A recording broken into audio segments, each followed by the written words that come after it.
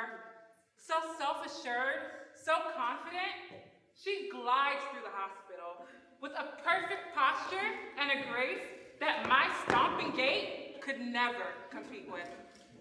It isn't often you feel like the residents even want you around. So I'm super happy to feel like I will be of use today. She sends me on a mission.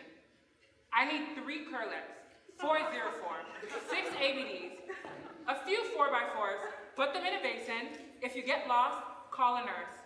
I'm gonna go check on our first patient. Got it. Skipping to the supply room, a nurse lets me in. I enter the supply room, and the door shuts behind me.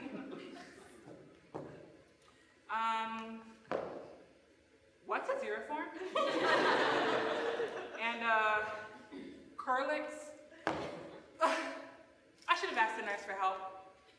Would it be weird if I left now to go ask? Yeah, that'd be pretty weird. What to do? Google Images. A quick Google search and my mission is complete. I race back to the patient's room. The resident has already started and finished her physical exam. This is a medical student. She's helping me today. I'm helpful.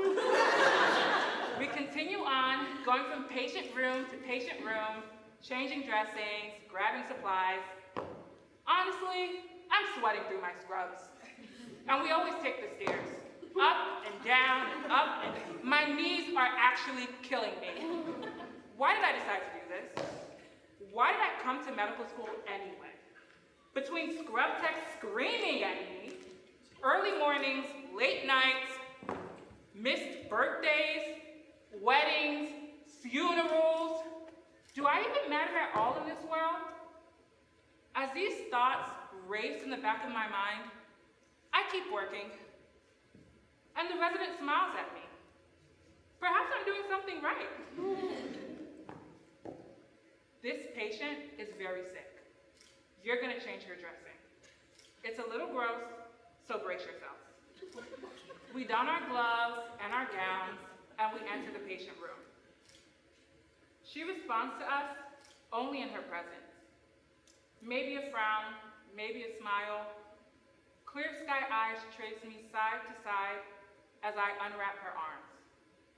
I expose her right arm, and the poker face behind my mask fails me. Her arm is red and yellow, swollen, weeping, black, shrunken fingers. Her arm is dying. The nurse says she felt a pulse earlier, but the resident is skeptical. Her husband at bedside comes every single day to look after her. I want to ask him, what was she like before this? Before she got sick? But I can barely look at him. Instead, I look at her. Does she understand when we talk shop above her? When the IV lines, the drains, when they chatter above her? Does she know they're keeping her alive? Who were you before this? Did you splash in the pool with your daughter? Did you hear us when we said your right hand was no longer viable? Did you play violin with that hand, now black and shrunken? I don't ask these questions out loud. Instead, I tuck her arms beside her.